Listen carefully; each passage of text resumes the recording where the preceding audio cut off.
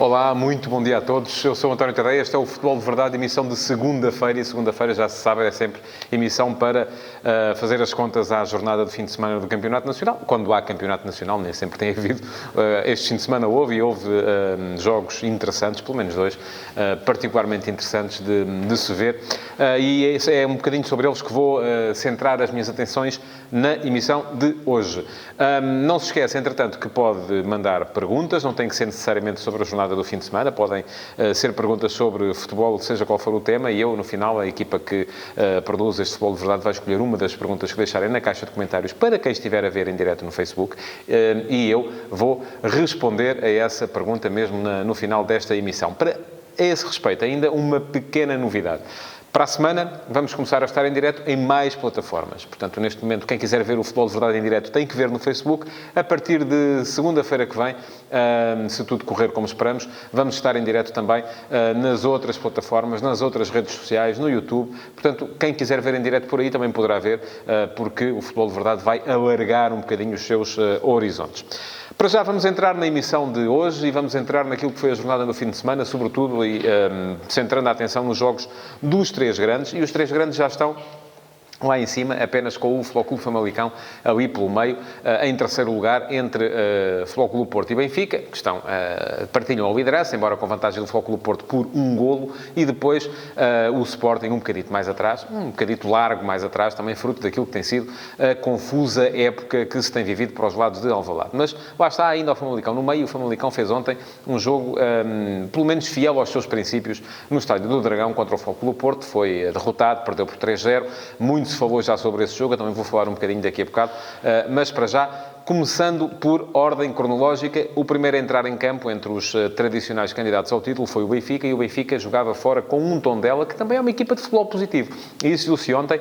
Nacho Gonçalves tem trabalhado a equipa para não dar a bola ao desbarato ao adversário, para a tratar bem, e isso é uma arma das equipas que têm bons jogadores desde trás. E ontem o Tondela apareceu com 3 defesas, com 4 médios, 3 atacantes, embora fosse se calhar mais seguro dizer 3 contra-atacantes, porque era isso que eles estavam lá para fazer, era tentar explorar o momento em que o Benfica se disposicionasse para, em contra-ataque, em transição rápida, serem capazes de criar problemas à baliza de Vlaco Dimos. Ainda o conseguiram por 2 vezes, enquanto o jogo esteve no 0-0. Há mesmo um lance de Denilson que podia ter dado algo mais para o Tondela, sobretudo esse. Depois um remate de Xavier também, que podia ter permitido ao Tondela abrir o ativo, mas a partir do momento em que o Benfica marcou primeiro, e marcou num canto em que Ferro aproveitou ali um bocadinho a passividade de Murilo para ganhar a frente e aparecer a cabecear sem sequer tirar os pés do chão, fez 1-0 e o Benfica já fechou o jogo ali, ok, trancas à porta e não houve mais jogo praticamente. Daí que eu tenha dito há bocadinho que o fim de semana teve 2 jogos interessantes. Este jogo do Benfica não me pareceu particularmente empolgante, chegou mesmo a ser algo sonolento durante a segunda parte, porque o Benfica não foi à procura de ampliar a vantagem, limitou-se a tentar controlar e conseguiu sempre, teve sempre o jogo perfeitamente controlado, mesmo quando na ponta final Nacho Gonçalves mudou o sistema, abdicou dos 3 atrás, meteu mais um homem na frente, mas a equipa do Tondela já não foi capaz de criar problemas ao Benfica, o que mostra que não basta ter bons princípios de jogo, não basta começar a sair a jogar desde trás para ser uma equipa forte em ataque organizado. Há equipas que são muito mais fortes em contra-ataque, em ataque rápido, porque precisam do espaço que lhes é dado em momentos de transição ofensiva. E isso foi um bocadinho a história do jogo do Tondela ontem. É um bocadinho sobre isso também que eu escrevi hoje no último passo, sobre essa moda que anda aí agora do sair a jogar, sair a jogar, sair a jogar, como se esta fosse a única forma de encarar o futebol. Não é. É uma forma mais trabalhada. É verdade que quem sabe sair a jogar, quem tem depois capacidade para, numa segunda fase de construção, conseguir criar ligações, sobretudo por dentro, para entrar em zonas de criação, isso permite que a equipa seja mais perigosa. Mas nem toda a gente é o Barcelona, é isso que é preciso também perceber, e há aí muitas equipas que acham que são o Barcelona e não são, e depois acabam por ter estas operações que são quase só de cosmética, saem a jogar desde trás com muita qualidade, mas depois não são capazes de fazer o resto do trabalho, que é entrar nas zonas de criação com a mesma qualidade para criar perigo em ataque organizado. E continuam e continuarão a ser equipas de transição, equipas de ataque rápido e de contra-ataque. É um bocadinho essa a história do Tondela, no jogo de ontem. Quanto ao Benfica, não precisou de fazer um jogo extraordinário. Fez um jogo em que marcou primeiro e depois controlou. Nota-se a ausência de Rafa, a somar às ausências que já são desde o início da época de João Félix e de Jonas, e isso faz com que este Benfica seja uma equipa mais previsível, porque Pizzi, sendo um jogador mais cerebral, não é um jogador de grande intensidade, não é um jogador de grandes ritmos, e acaba por não ser capaz de se impor a jogos como o jogo de ontem. O Benfica ganhou bem, ganhou com inteira justiça, foi líder isolado durante umas horas, mas precisa de melhorar o seu futebol, sobretudo quando ainda não está em vantagem. Ontem, Bruno Lage voltou a jogar com Taarabt atrás do ponta de lança, Seferovic. É verdade que não tinha de Tomás, mas tinha outras opções. Chiquinho entrou durante o jogo e essa foi a boa notícia para o Benfica, além da vitória que lá está no jogo de ontem. Havia também Jota, havia também Vinícius, que também entrou, mas a mim não me convence este Benfica com Taarabt atrás do ponta de lança, a jogar quase num 4-2-3-1. Uma coisa é jogar ali com Rafa, que é um jogador que, pela velocidade de deslocação, pela capacidade que tem para acelerar com bola, aparece muitas vezes na área como o segundo ponta de lança. Outra coisa é jogar com um jogador como Taarabt, que é e será sempre um centrocampista. É um jogador que está lá para o último passe, que está lá para o remate de fora da área, que está lá para jogar exatamente naquele espaço de criação e não para aparecer tanto em zonas de finalização, sobretudo se por isso entendermos a grande área. Portanto, vitória justa do Benfica, volto a dizer, mas uma vitória que não foi convincente e os adeptos do Benfica continuam com certeza à espera que o Benfica jogue mais do que aquilo que fez nas últimas duas vitórias, as vitórias contra o Lyon e agora contra o Tondela. Entrou em campo a seguir o Flóculo Porto e parece-me que este foi o jogo mais interessante do dia de ontem. O Porto apresentou nuances táticas e estratégicas para contrariar uma equipa como o Famalicão, que, mal ou bem, era o líder da Liga. Uma equipa que também, eu disse no princípio, manteve-se fiel aos seus princípios de jogo, e os princípios de jogo do Famalicão também são os de sair a jogar desde trás, os de manter a posse de bola, os de não dar a bola ao desbarato ao adversário, tentar criar situações de envolvimento, mas a verdade é que no jogo de ontem os 3 golos do Porto saíram de 3 bolas que o Famalicão perdeu nessa primeira fase de construção. Foram 3 golos assim. O primeiro golo num passe mal medido de Patrick William, que o Otávio recuperou, gerando depois o golo do Luís Dias.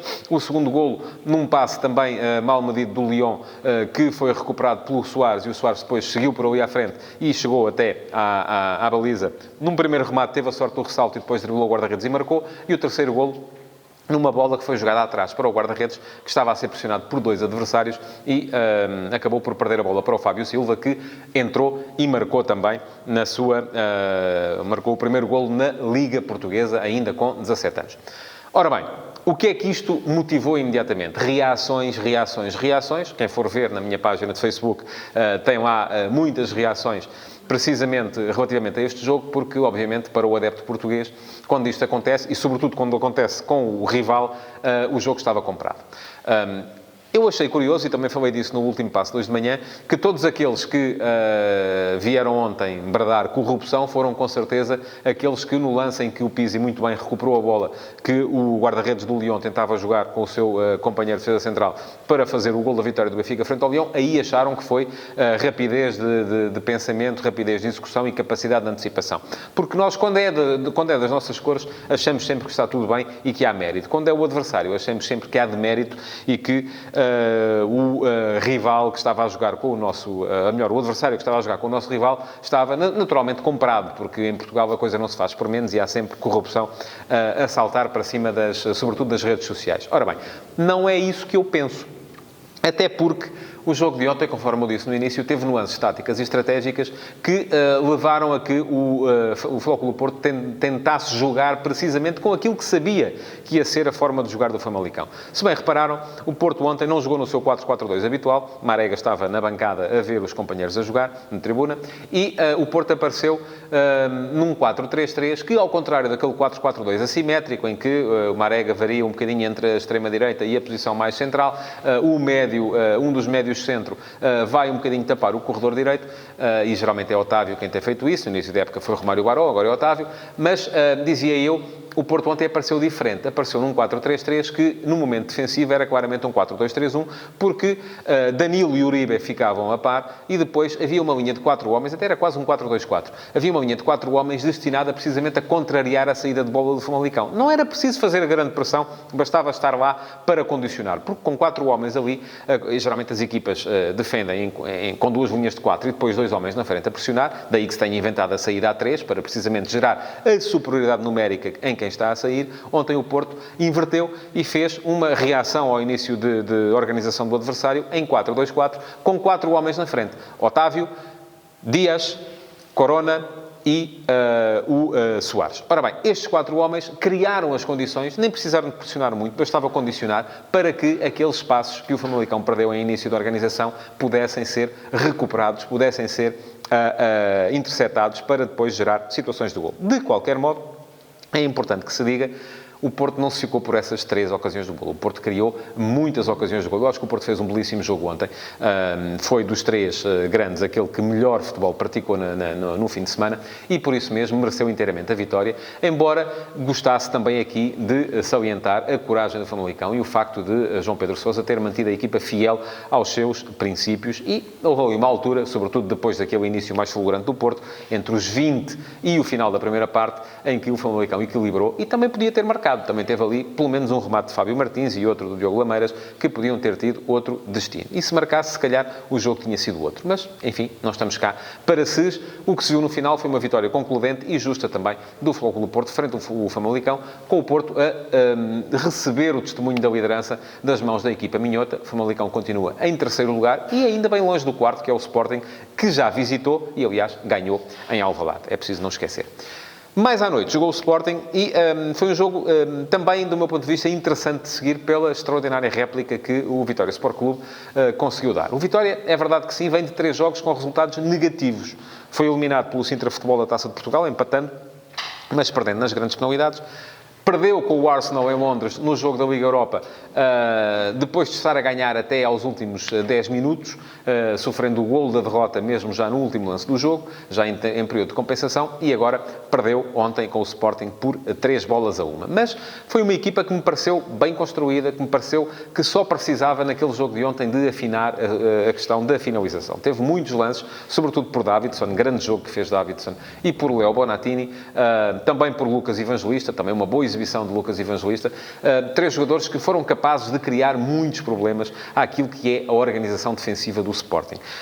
O Sporting ganhou, não vou dizer que ganhou mal, porque ganhou bem, o Sporting foi, sobretudo, mais eficaz, mas beneficiou ali de 2 aspectos, do meu ponto de vista. Primeiro, 3 minutos de Vieto. E Vieto, quando joga a Vieto, naqueles 3 minutos foi capaz de quase sozinho ganhar o jogo. A forma como ele recupera aquela bola depois da falta que o árbitro não assinalou, porque deu a vantagem sobre o Bruno Fernandes, e seguiu por ali afora para soltar no instante exato Rezé, de forma a que ele não estivesse fora de jogo, isolando o espanhol para o espanhol marcar, e a forma como depois foi também capaz de se livrar de Frederico Venâncio e de, também no momento exato, soltar a Cunha para que a Cunha pudesse fazer o 2-0, são a marca da classe de um jogador que, infelizmente, nem sempre está em campo. E ainda ontem, para mim, foi uma surpresa, por exemplo, que Vieto tivesse sido substituído tão cedo, porque, do meu ponto de vista, era o melhor jogador do Sporting. E se ele sai tão cedo é porque, com certeza, não está ainda com índices competitivos que lhe permitam jogar 90 minutos. E isso é que, para mim, é um mistério. Como é que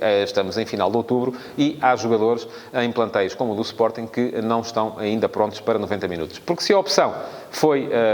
se a substituição foi feita por opção, do meu ponto de vista, foi errada. Vieto estava a ser, e continuaria, com certeza, a ser, se estivesse em condições, o melhor jogador do Sporting em campo. Depois... O Vitória tanto ameaçou que lá chegou ao golo e marcou também. Criou ali 5, 10 minutos de embaraço ao Sporting, porque o Sporting teve ainda muitos problemas, mas o Sporting acabou por marcar o 3-1 e matar o jogo numa bola parada, muito bem aproveitada por Coates, que não só surgiu a cabecear o cruzamento inicial, como depois foi o mais rápido a fazer a recarga a uma bola que Miguel Silva não agarrou. Ora, Já disse que o Vitória fez um bom jogo, não falei ainda daquilo que foi o jogo do Sporting. E o jogo do Sporting, do meu ponto de vista, tem tendência a melhorar. Está melhor a saída de bola desde trás, que é isso que Silas quer também. Falta o resto. Falta a capacidade que a equipa tem para, depois de trabalhar a tal saída de bola desde trás, depois de tentar entrar numa segunda fase de construção com mais qualidade, falta-lhe depois conseguir fazer a tal ligação às entradas na zona de criação. E isto porquê? Por duas razões, ou por uma razão fundamental do meu ponto de vista. Duas razões, enfim, há falta de trabalho ainda, e as questões ainda não estarão naturalmente trabalhadas, e depois parece-me que há mobilidade excessiva na equipa do Sporting, e isto exige ainda mais trabalho. Ou seja, o Sporting ontem apareceu com 3 avançados que nenhum deles era uma referência. Bolasie, Rezé e Vieto, todos eles andavam por ali a circular por todo o campo, e isto dificulta aquilo a que se convencionou chamar os automatismos, não é? A equipa nunca sabe muito bem onde é que vai encontrar os seus criativos para os poder, sobretudo em fase de organização ofensiva, para os poder ativar. Ora, isto não só cria problemas do ponto de vista ofensivo, como do meu ponto de vista também cria sobretudo do ponto de vista da organização defensiva, porque a equipa desorganiza-se tanto a atacar que depois, quando precisa de defender, também ninguém lá está. Uma das razões que eu percebo, eventualmente, para que tenha sido Vieto o substituído, é que Vieto raramente estava no apoio à Acunha na cobertura do flanco esquerdo. E era, em princípio, isso que ele teria de fazer em termos defensivos. Mas raramente o fez. O Sporting, em organização defensiva, continuou a ser uma equipa muito permeável. O Vitória ganhava sempre as segundas bolas, ganhava sempre os duelos, entrava sempre com perigo no espaço à frente da linha defensiva leonina. Da mesma forma como, em organização ofensiva, o Sporting também não foi a equipa que a sua saída de bola mais elaborada poderia prever, porque, vamos lá ver, marcou 2 golos em transição. O primeiro é um contra-ataque, o segundo é uma recuperação de bola também de um passe que Tapsoba faz do lado esquerdo para o lado direito e que a Acunha consegue recuperar, e depois marcou um terceiro golo numa bola parada. Portanto, a tal organização ofensiva continua sem dar sinais de vida. A não ser a tal primeira fase, que aí sim a bola vai circulando de um lado ao outro, mas sem efeitos práticos. Antes de fechar e de passar à pergunta do dia, ainda uma menção para 2 menções honrosas. Uma para o Boa Vista, que continua sem perder. É já a única equipa do campeonato que ainda não perdeu esta época. E isso é digno de nota. O Boa Vista é uma equipa com poucos recursos, uma equipa com um treinador que não é muito simpático para aquilo que é a opinião pública. Um treinador que nunca foi um treinador da moda, Lito Vidigal, mas que é um treinador de grande qualidade e que, sobretudo em termos de processos defensivos, é capaz de pôr a equipa a jogar como poucas. É uma equipa muito competitiva, uma equipa à qual é muito difícil de ganhar. É capaz de ser um bocadinho o equivalente à seleção portuguesa em termos de campeonato nacional. Eu lembro-me do Fernando Santos dizer: é muito difícil alguém ganhar a Portugal. Lito Vidigal já pode dizer também que é muito difícil alguém ganhar a este Boa Vista, porque a verdade é que ninguém ganhou ainda. Outra menção para o Vitória Futebol Clube e para a demissão de Sandro Mendes. Sandro Mendes foi o treinador que salvou a equipa da descida de divisão na época passada e que esta época está à frente e não está assim tão mal. A equipa do Vitória está com 8 pontos, está longe ainda assim da zona de despromoção, mas é-lhe apontado um pecado capital, é que o Vitória, em 8 jornadas, fez apenas 1 golo. E, de facto, isso é muito pouco. Agora, é preciso também perceber que em 6 desses 8 jogos, o Vitória também não sofreu golos. O Vitória já empatou 5 vezes 0-0. É uma forma de estar, é uma forma de jogar da qual eu particularmente não gosto, mas o treinador é que tem que saber se tem ou não tem jogadores para jogar de outra forma. E, aparentemente, Sandro achava que não tinha e, por isso mesmo, foi demitido. Aparentemente, a demissão, a direção acha que ele tem e veremos agora quem é que vem aí e se é capaz de pôr esta equipa do Vitória a jogar de outra forma, a marcar mais golos e a fazer mais pontos, porque no final quem vai fugir à despromoção é quem tiver mais pontos, não é quem marcar mais golos. Bom, vamos então tratar da pergunta do dia tenho aqui 2 perguntas, ambas sobre o Benfica, mas vou responder à pergunta do Ricky Carrasco. Olá, Ricky, bom dia. Numa fase em que até os resultadistas começam a torcer o nariz às constantes exibições deprimentes do Benfica, terá o efeito Lage e o seu sucesso ter sido assente sobretudo no efeito Félix? Não deveria Bruno Lage já ter encontrado uma alternativa à dinâmica que tinha a época passada e que já não se vê?